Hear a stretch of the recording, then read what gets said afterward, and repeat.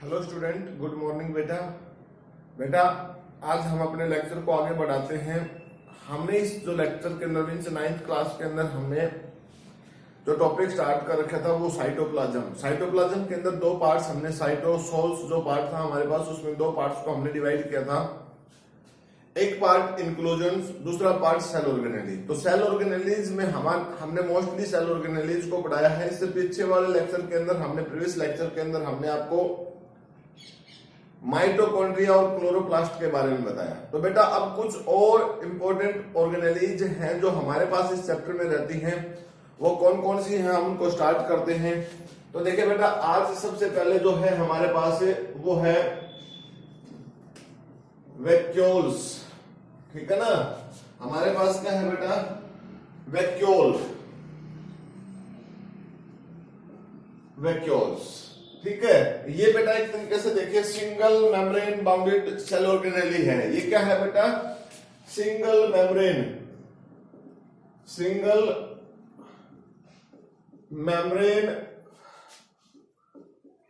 Bounded cell organelle. ठीक है बेटा, ये single membrane bounded cell organelle होती है। अब अगर हम बात करते हैं यहाँ पर प्रोकैरियोटिक सेल्स की, तो प्रोकैरियोटिक सेल्स के केस में वैक्यूल्स प्रेजेंट होता है। किसके केस में होता है बेटा, कुछ ऐसे ऑर्गेनिजम्स होते हैं। देखिए इन case of prokaryotic cells vacuoles present. ठीक है ना बेटा, प्रेजेंट। एग्जाम्पल के तौर पे अगर हम देना यहाँ पर तो देखिए जैसे मिथेन प्रोड्यूसिंग यानी मिथेनोजन बोल सकते हैं, मिथेनोजन। उन मिथेनोजन्स के अंदर वैक्यूल्स होते हैं क्योंकि बेटा वो मीथेन गैस प्रोड्यूस करते हैं। और मीथेन गैस को प्रोड्यूस करने का मतलब क्या है कि गैस को स्टोर करना है। तो गैस को स्टोर करने के लिए वैक्यूल्स की जरूरत पड़ेगी। तो वैक्यूल्स को इन मिथेनोजन्स के अंदर वैक्यूल्स जो होते हैं वो लार्ज साइज में प्रेजेंट होते हैं, वहां पर उनको वो स्टोर करता है। मतलब जो मीथेन गैस प्रोड्यूस होती है उसके अंदर मीथेन गैस को वो स्टोर करते हैं। देन उसके बाद अगर हम बात करते हैं किसकी बेटा, in case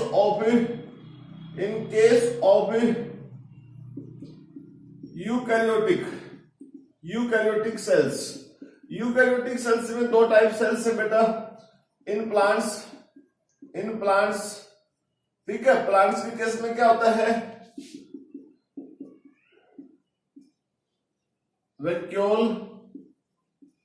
vacuoles are large in size, permanent। ठीक है बेटा, लार्ज साइज में है और परमानेंट है। प्लांट सेल्स के अंदर जो वैक्यूल्स की बात करते हैं तो they help in storage of water and salts etc. and salts and pigments etc. Plant cells के अंदर जो वैक्यूल होते हैं बेटा उनकी मेम्ब्रेन्स को हम टोनोप्लास्ट के नाम से बोलते हैं। The membrane of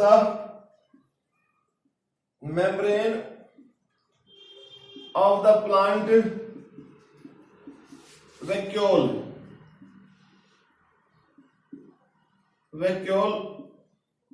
called tonoplast. Tonoplast किसका काम करता है बेटा, help in to osmo regulation.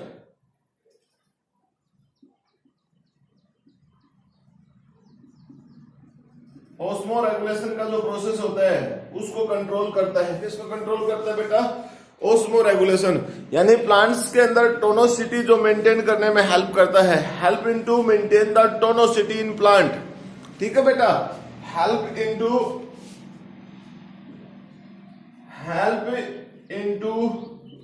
To maintain tonicity. Plants के केस में टोनोसिटी मेंटेन करने में हेल्प करता है। तो इस तरीके से अगर यूकैरियोटिक के केस में हम एनिमल्स का जिक्र करें बेटा, तो एनिमल्स के केस में जो वैक्यूल्स होते हैं एनिमल्स के केस में जो वैक्यूल्स होते हैं बेटा वो स्मॉल होते हैं साइज में, ठीक है। हम अगर बात करते हैं किसकी, in case of animal, in case of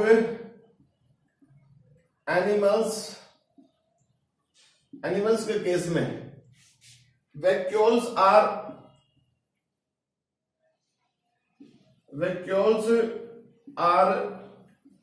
small and temporary in size, समझ गए। स्मॉल भी होते हैं और टेम्पररी भी होते हैं बेटा। अब यहां पर भी वो सिंगल मेम्ब्रेन्स होते हैं, but they are found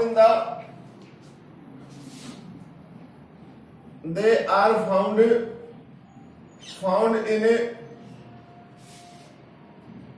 large number in some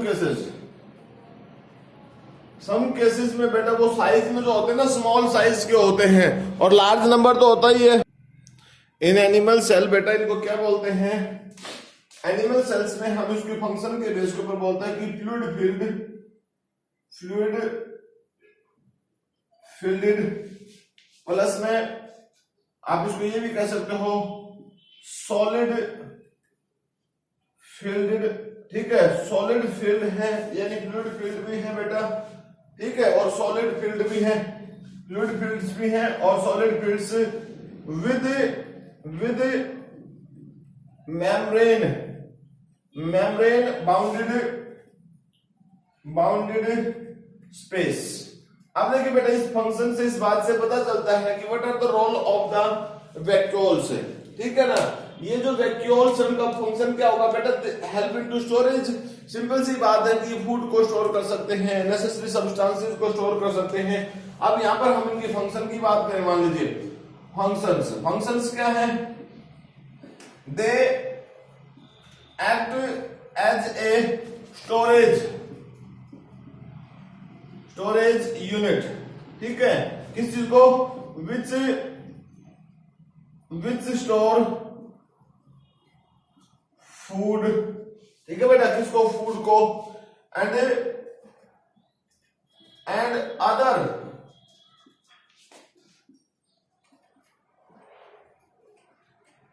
necessary, ठीक है बेटा, जो और दूसरी नेसेसरी थिंग्स है ना उन सब चीजों को स्टोर करने का काम करती है।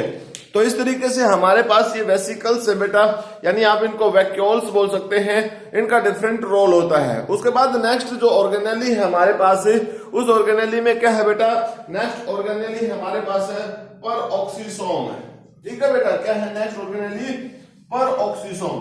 देखिए it is also important organelle in,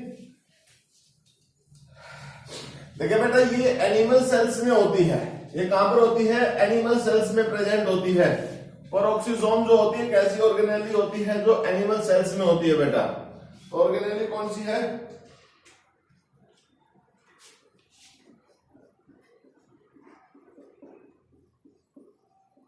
peroxisome,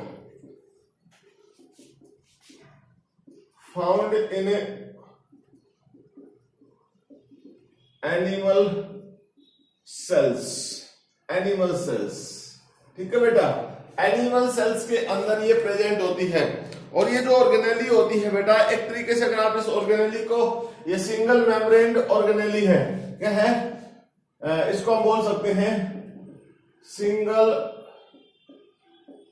membrane organelle, इसको सिंगल मेम्ब्रेन ऑर्गेनेली के नाम से बोल सकते हैं। अगर हम इसकी स्ट्रक्चर ड्रॉ करें, ये जो ऑर्गेनेली है बेटा, इसका साइज, अगर हम साइज की बात करते हैं, यहां पर अगर हम इसके साइज की बात करें ना, साइज क्या है इस ऑर्गेनेली का, इसका साइज बेटा 0.3 to 1.5 mm तक होता है।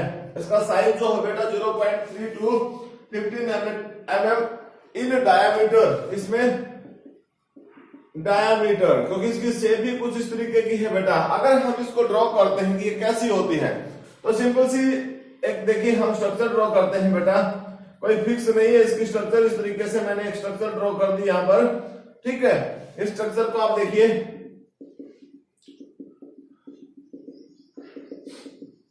ये हमने स्ट्रक्चर ड्रॉ कर दी बेटा, ठीक है। इसकी स्ट्रक्चर्स में क्या होता है, इसका सेंट्रल पार्ट जो होता है, इसका सेंट्रल पार्ट जो होता है बेटा उसको हम कोर के नाम से बोलते हैं। ये सेंट्रल पार्ट है बेटा इसका, ये सेंट्रल पार्ट है इसका। इस सेंट्रल पार्ट को हम क्या बोलते हैं, कोर, इसको हम कोर बोलते हैं, ठीक है। तो इस तरीके से ये जो सेल ऑर्गेनेली होती है बेटा, इस सेल ऑर्गेनेली को हम क्या बोलते हैं, पेरोक्सिसोम के नाम से बोलते हैं। इसके सेंट्रल पार्ट में कोर प्रेजेंट है और ये एक सिंगल मेम्ब्रेन सेल ऑर्गेनेली होती है जो एनिमल सेल्स में मिलती है बेटा। इसका साइज 0.3 to 1.5 mm है इन डायमीटर। अगर हम इस सेल्स की रोल और फंक्शनिंग की बात करते हैं तो बेटा ये क्या करती है, अब देखिए ये जो स्पेशल सेल ऑर्गेनेली होती है बेटा, it contain the very powerful oxidative enzyme, ठीक है। द ऑर्गेनेली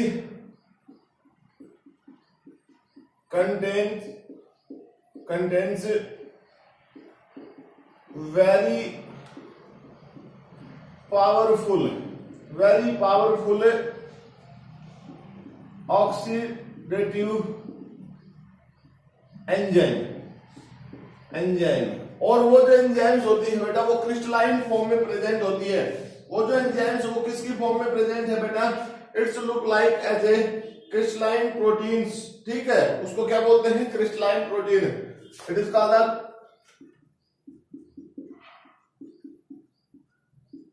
इसको क्रिस्टलाइन प्रोटीन के नाम से बोलते हैं। और क्रिस्टलाइन प्रोटीन की बात अगर हम करें ना तो उसका नाम क्या है बेटा, कैटालेज एंजाइम्स। उसका नाम क्या है, catalase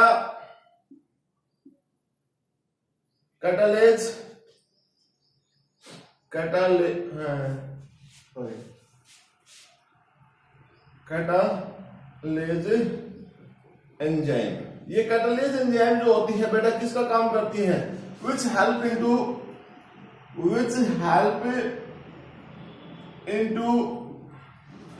to reduce the toxicity, to reduce the toxicity by a mechanism of detoxification. कौन सा मैकेनिज्म फॉलो करती है बेटा, डिटॉक्सिफिकेशन का जो मैकेनिज्म होता है ना उसको शो करती है ये। अब डिटॉक्सिफिकेशन का जो मैकेनिज्म है उसको शो करती है। अब जब ये डिटॉक्सिफिकेशन का मैकेनिज्म शो करती है तो उस मैकेनिज्म में क्या होता है बेटा, एक्चुअली क्या होता है कि दे न्यूट्रलाइज्ड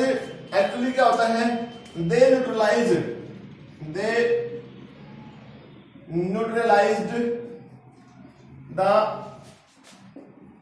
हाइड्रोजन पर ऑक्साइड। जो हाइड्रोजन पर ऑक्साइड है ना बेटा, जिसको हम बोलते हैं H2O2, इसको ये कन्वर्ट कर देती है किसमें, they converted into H2O plus में ऑक्सीजन। कैसे करती है, देखिए बेटा 2 नंबर है, इसका मतलब 2 वाटर मॉलिक्यूल्स हो गए हमारे पास और उसमें से रिमेन्स जो बच गया वो क्या बच गया, ऑक्सीजन बच गया। तो इस तरीके से ये पार्टिकुलर सेल ऑर्गेनेली जो होती है वो न्यूट्रलाइजेशन का काम करती है, यानी डिटॉक्सिफिकेशन का काम करती है किसी भी सेल के अंदर। और ये कहां पर प्रेजेंट होती है, in case of the animal cell only, animal cells में प्रेजेंट होती है। फंक्शनली अगर इसकी पोजीशन की बात की जाए कि ये कहां पर होती है बेटा सेल में, तो ये जो मतलब एक तरीके से हम ये कह सकते हैं कि कुछ ऐसी सेल्स होती हैं जहां पर वेस्ट को रिमूव किया जाता है। और वो कौन सी सेल होती है बेटा, उसको हमें लीवर सेल और बेटा किडनी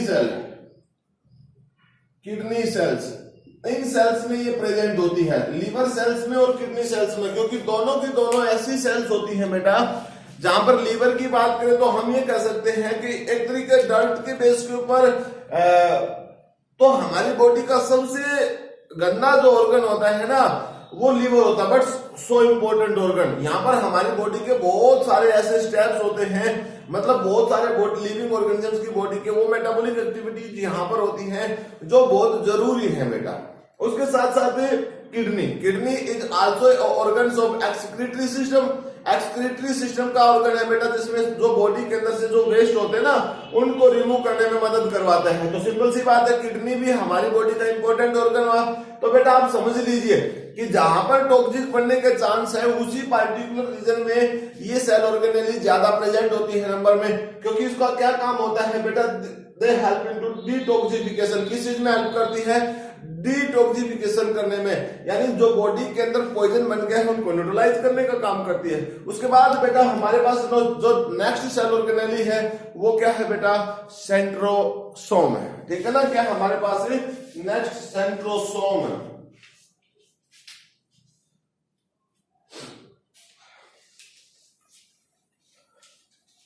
नेक्स्ट ऑर्गेनेली है बेटा सेंट्रोसोम।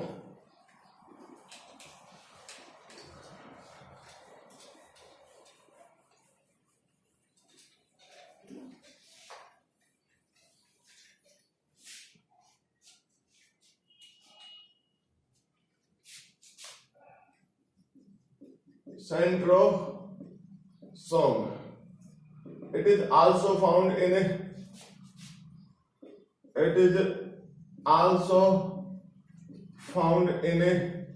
animal cell. ठीक है बेटा, ये भी क्या होती है, एनिमल सेल्स में ही मिलती है।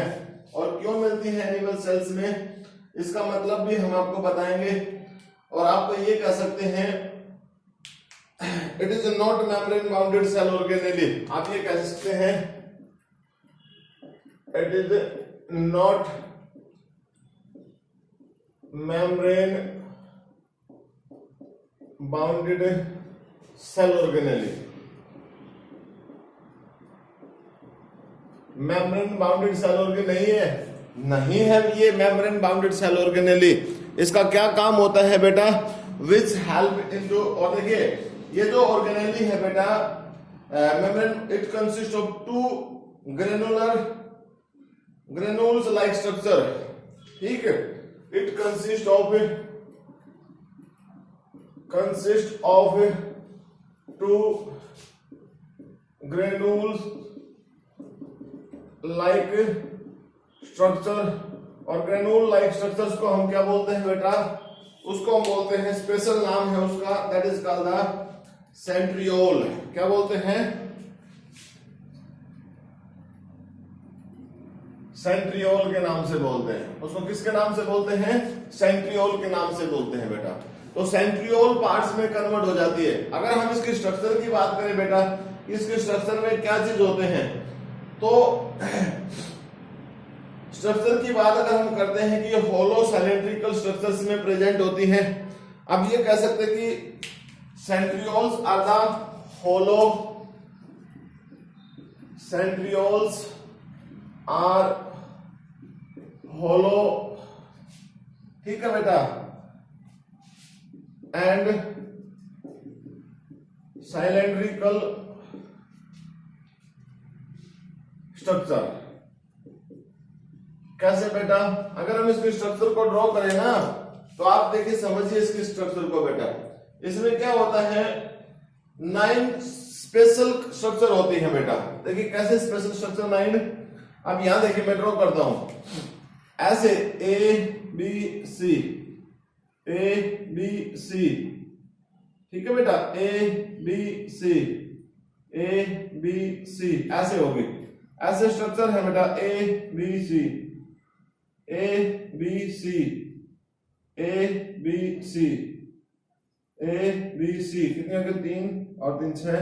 और बेटा देखिए ए बी सी, ऐसे स्ट्रक्चर होती हैं। ये जो स्ट्रक्चर आपको दिखाई दे रही है बेटा, यहां पर क्या है, ट्यूब लाइक स्ट्रक्चर है जो ऐसे फैली हुई है आगे की तरफ, ठीक है ना, ऐसी फैली हुई है आगे, ऐसे फैली हुई है।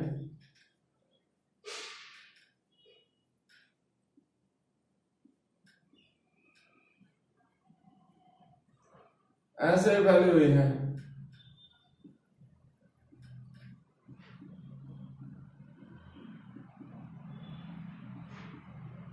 ऐसे फैली हुई होती है, ठीक है। मतलब पूरी लंबी रोड लाइक स्ट्रक्चर में प्रेजेंट है बेटा ये।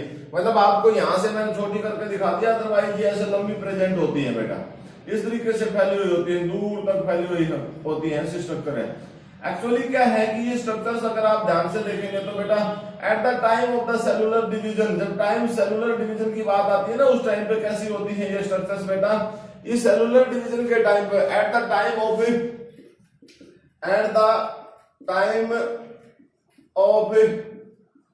सेलुलर डिवीजन, ठीक है बेटा। तो इनकी जो स्ट्रक्चर्स दिखाई देती है बेटा, वो स्ट्रक्चर एक स्पेशल स्ट्रक्चर बनाती है। जो मैंने आपको बताया ना कि ये जो सेल ऑर्गेनेली है बेटा, हमने इसको बताया कि they are two granule like structures, जिसको सेंट्रियोल्स बोलते हैं। तो हम सिंपल सी भाषा में हम ये कह सकते हैं कि जब सेलुलर डिवीजन की बात आती है ना बेटा, मान लीजिए ये सेल के अंदर न्यूक्लियस है, इस न्यूक्लियस में जब डिवीजन की बात आती है तो ये सेंट्रियोल जो होते हैं बेटा, यहाँ पर इस तरीके से इस पार्टिकुलर रीजन में होगा, और दूसरा जो इसका पोर्शन होगा वो इस तरीके से होगा बेटा, ठीक है ना। अपोजिट पोल की तरफ चले जाते हैं ये पर, और इस तरीके से मतलब एक दूसरे के रेक्टेंगुलर की फॉर्म में स्ट्रक्चर बनाते हैं। अब यहाँ पर ये क्या करते हैं बेटा, यहाँ पर देखिए, यहाँ पर जो स्ट्रक्चर बनाते हैं ये प्रॉपर स्ट्रक्चर बनाते हैं, ठीक है ना। यहाँ पर ये तो क्रोमोसोम है बेटा, ये तो क्या है क्रोमोसोम, और इन क्रोमोसोम के साथ साथ ये किस चीज में हेल्प करते हैं कि इन क्रोमोसोम्स को वो सेपरेट करने में हेल्प करते हैं बेटा, इन क्रोमोसोम्स को वो सेपरेट करने में हेल्प करते हैं।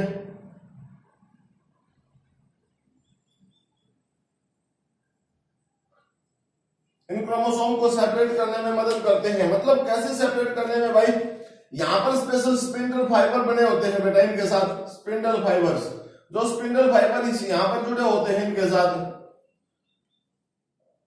ठीक है ना। जो स्पिंडल फाइबर यहां जुड़े होते हैं दूसरे के साथ, ऐसे स्पिंडल फाइबर जुड़े होते हैं बेटा। तो ये स्ट्रक्चर प्रिपेयर करने में मदद करते हैं, यानी सेलुलर डिवीजन की जब बात आती है तो उस सेलुलर डिवीजन में ये मदद करते हैं बेटा,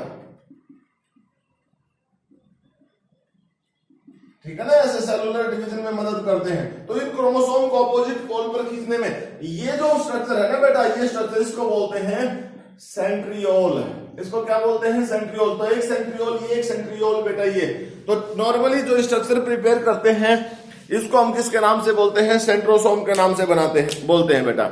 अब ये सारा का सारा प्रोसेस जो हमारे पास हुआ है, इसमें देखिए हमने आपको बताया कि एक सेंट्रियोल जो है उसके पास कितनी स्ट्रक्चर प्रेजेंट है बेटा, सेंट्रोसोम्स में 9 पार्ट्स हैं। देखिए जैसे ये एक रीजन, ये एक रीजन, ये एक बेटा ये होगा, ये होगा, ऐसे करते करते हमारे पास कितने रीजन प्रेजेंट है बेटा, 9 रीजन प्रेजेंट है। आप देखोगे तो 9 स्ट्रक्चर्स प्रेजेंट है इसमें। अब इन 9 स्ट्रक्चर्स को अगर आप ध्यान से देखेंगे, ठीक है ना, ये जो स्ट्रक्चर हमने बनाई है बेटा, ये जो स्ट्रक्चर हमने बना दी, इस स्ट्रक्चर्स को अगर आप ध्यान से देखेंगे तो इस स्ट्रक्चर के अंदर भी 3 पार्ट्स प्रेजेंट है। इस स्ट्रक्चर के अंदर भी 3 पार्ट्स प्रेजेंट है बेटा। और वो 3 पार्ट्स जो आपको दिखाई दे रहे हैं वो क्या है, ऐसे इस तरीके से स्मॉल यूनिट्स प्रेजेंट है बेटा। अब ये स्मॉल यूनिट जो है इनको हम ए, बी और सी इस नाम से बोलते हैं। एक्चुअली क्या होती है बेटा, These structures are the special unit which contain the tubuline protein. ये क्या कंसिस्ट करती है बेटा, they are formed by the help of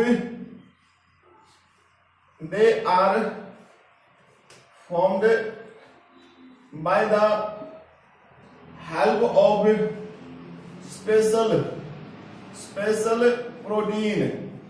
special protein जो है बेटा उसको क्या कहते हैं, कार्ड ट्यूबुलाइन है, ट्यूबुलाइन प्रोटीन है। और वही ट्यूबुलाइन प्रोटीन कैसी फॉर्म में है बेटा, alpha and beta tubulin, alpha and beta tubulin, ठीक है। इन दोनों स्ट्रक्चर्स में प्रेजेंट होती है, ठीक है ना, इन दोनों स्ट्रक्चर्स में वो प्रेजेंट होती है अल्फा एंड बीटा ट्यूबुलाइन प्रोटीन। तो इस तरीके से अगर हम बात करते हैं तो बेटा हमारे पास जो प्लांट्स के केस या मीन्स हमारे पास सेलुलर स्ट्रक्चर्स जो हमारे पास chapter the fundamental unit of the cell, उसके अंदर डिफरेंट सेल ऑर्गेनेलीज हमारे पास प्रेजेंट थी। और डिफरेंट सेल ऑर्गेनेलीज में आपको ध्यान है तो हमने अलग अलग पढ़ाई, स्टार्टिंग से ही लेकर हमने सबसे पहले एंडोप्लाज्मिक रेटिकुलम, फिर हमने गोल्गी बॉडी के बारे में बताया, लाइसोसोम के बारे में बताया, राइबोसोम के बारे में बताया बेटा।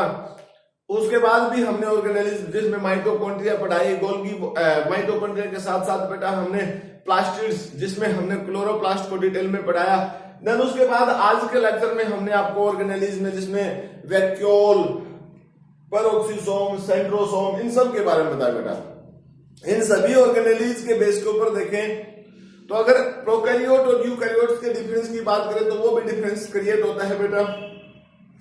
सिंपल सी प्रोकैरियोट यूकैरियोट में जो डिफरेंस होता है उसमें क्या कंडीशन होती है बेटा, प्रोकैरियोटिक सेल एक ऐसी सेल होती है जो विदाउट न्यूक्लियस हम बोलते हैं, विदाउट ट्रू न्यूक्लियस। क्यों बेटा, ट्रू न्यूक्लियस का मतलब क्या होता है कि न्यूक्लियस तो वहां पर भी है लेकिन वो जो न्यूक्लियस है विदाउट न्यूक्लियर मेम्ब्रेन है, यानी उसके चारों तरफ न्यूक्लियर मेम्ब्रेन नहीं है। ऐसे में जो न्यूक्लियस है बेटा उसको हम न्यूक्लियोइड के नाम से बोलते हैं, स्पेशल नाम है उसका क्या, न्यूक्लियोइड, उस न्यूक्लियोइड के नाम से बोलते हैं। और जब न्यूक्लियोइड्स होता है हमारे पास तो उसमें क्या होता है कि जो प्रोकैरियोटिक सेल्स होती हैं वहां पर जो मीजोसोम्स एक स्पेशल स्ट्रक्चर राइज होती है बेटा, किससे, मेम्ब्रेन से।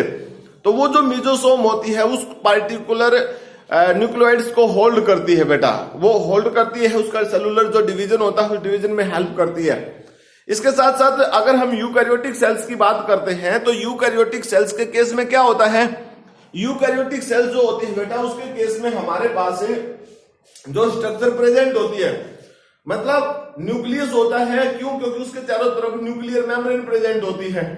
उस ट्रू न्यूक्लियर मेम्ब्रेन के बेस के ऊपर उसको हम ट्रू न्यूक्लियस के नाम से बोलते हैं और न्यूक्लियस ही उसको बोलते हैं। इसके अलावा सबसे बड़ा जो सेकेंड डिफरेंस है बेटा वो है प्रोकैरियोटिक सेल्स के अंदर membrane bounded cell organelle absent होती हैं, यानी ये जो एंडोप्लाज्मिक रेटिकुलम है बेटा, माइटोकॉन्ड्रिया, क्लोरोप्लास्ट, ये सब सेलुलर ऑर्गेनेली प्रोकैरियोट सेल में एब्सेंट होती है। जबकि यूकैरियोटिक सेल्स में ये सब membrane bounded cell organelle present होती हैं। प्रोकैरियोटिक सेल्स में जो राइबोसोम प्रेजेंट होता है बेटा वो 70S टाइप का होता है, जबकि अगर हम यूकैरियोटिक सेल की बात करते हैं तो यूकैरियोटिक सेल्स के अंदर ऑर्गेनेली के बेस के ऊपर जो राइबोसोम होता है बेटा वो 70S टाइप का होता है, जैसे माइटोकॉन्ड्रिया के अंदर या प्लास्टिड के अंदर प्रेजेंट होता है। जबकि दूसरा केस क्या है, एक्चुअली में तो जो राइबोसोम होता है वो 80S टाइप का राइबोसोम ही होता है बेटा।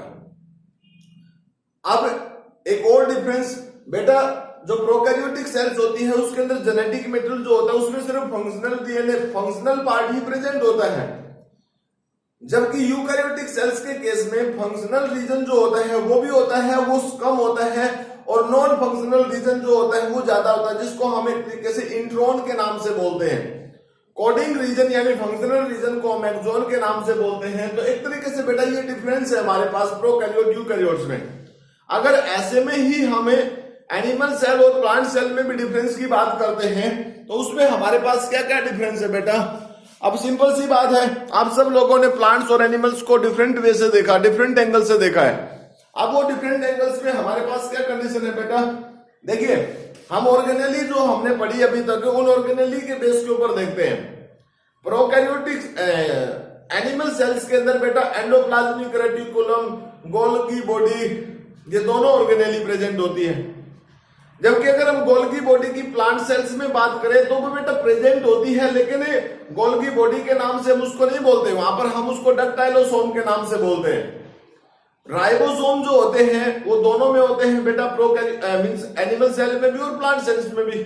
लाइसोसोम इज आल्सो देयर, लेकिन बेटा लाइसोसोम एक तरीके से सेलुलर मूवमेंट जो होती है इंटरनली, मतलब स्टोरेज का, किसी वेस्ट को रिमूव करने का, उन सब का काम करवाती है। तो प्लांट सेल्स में तो एक्स्ट्रा मेम्ब्रेन होती है जिसको सेल वॉल बोलते हैं, वो एनिमल सेल में नहीं होती। तो ऐसे केस में मूवमेंट करवाना इतना आसान नहीं है वहां पर। एक और ये भी डिफरेंस है बेटा कि प्लांट सेल्स में सेल वॉल प्रेजेंट होती है, एक्स्ट्रा मेम्ब्रेन होती है, एनिमल सेल में नहीं होती। प्लांट सेल के केस में जो रिजर्व फूड मेटेरियल होता है बेटा वो क्या चीज होती है, स्टार्च, जबकि एनिमल सेल्स में ग्लाइकोजन होता है। एनिमल सेल्स के अंदर क्लोरोप्लास्ट एब्सेंट होता है बेटा, जबकि प्लांट सेल में क्लोरोप्लास्ट प्रेजेंट होता है जो फोटोसिंथेसिस करने में हेल्प करता है। अभी आज हमने ऑर्गेनेली पढ़ी बेटा, peroxisome, centrioles, both organelles are present in animal cells and absent in plant cells. तो देखिए लॉट ऑफ डिफरेंस प्रेजेंट है बेटा। जैसे हम ये कह सकते हैं कि प्लांट सेल्स के अंदर वैक्यूल्स प्रेजेंट होता है और लार्ज इन साइज होता है, साइज में बड़ा होता है, जिसके बेस के ऊपर क्या होता है, लार्ज साइज के बेस के ऊपर क्या करता है, the push the nucleus inside, वो न्यूक्लियस को साइड में पुश कर देता है, जिसके बेस के ऊपर न्यूक्लियस जो है वो पेरिफेरी की तरफ मूव कर जाता है। यानी प्लांट सेल्स के अंदर न्यूक्लियस सेंटर में नहीं होता, वो पेरिफेरी की तरफ होता है। वो क्यों होता है, क्योंकि उसमें लार्ज जो वैक्यूल प्रेजेंट है बेटा, वो उसको पुश कर देता है, उसका प्रेशर क्रिएट होता है, तब वो पुश कर देता है। सेकेंड कंडीशन हमारे पास, अगर एनिमल सेल्स की बात करते हैं तो एनिमल सेल्स के अंदर वैक्यूल जो होते हैं बेटा, इसमें भी प्रेजेंट और अब्सेंट। अगर प्रेजेंट होंगे तो स्मॉल होंगे बेटा साइज में, जो एक तरीके से स्पेशल टोनोप्लास्टिक प्रेशर क्रिएट नहीं करते, और उस प्रेशर ना क्रिएट होने की वजह से जो न्यूक्लियस है वो सेंटर में ही प्रेजेंट होता है, तो पेरिफेरी की तरफ नहीं होता। तो ये भी डिफरेंस हो गया हमारे पास कि प्लांट सेल्स के अंदर जो न्यूक्लियस होता है बेटा वो पेरिफेरी की तरफ होता है, और एनिमल सेल्स में जो न्यूक्लियस होता है वो सेंटर में प्रेजेंट होता है। तो इस तरीके से हमारे पास जो आज का ये लेक्चर था बेटा, इस लेक्चर में हमने अपना फर्स्ट चैप्टर जो हमारे पास है उस चैप्टर को हमने फिनिश कर दिया है। नेक्स्ट लेक्चर में हम नेक्स्ट चैप्टर जो हमारे पास है जो टिश्यू, उसको हम पढ़ाना स्टार्ट करेंगे। इस चैप्टर के जो भी क्वेश्चन है बेटा एनसीईआरटी के, एनसीईआरटी टेक्स्ट बुक के बेस के ऊपर, ये एक तरीके से हमारे पास एग्जाम्पलर की फॉर्म में है। तो आप सबसे पहले टेक्स्ट बुक के जो क्वेश्चन है एनसीईआरटी के, उनमें से सिर्फ आज 10 क्वेश्चन ही करेंगे, राइट करेंगे बेटा, लिखेंगे नोटबुक में, ठीक है। तो आज की इस लेक्चर में हमारे पास इतना ही बेटा, मिलते हैं नेक्स्ट लेक्चर में नेक्स्ट चैप्टर के साथ। तब तक के thank you, bye, have a nice day.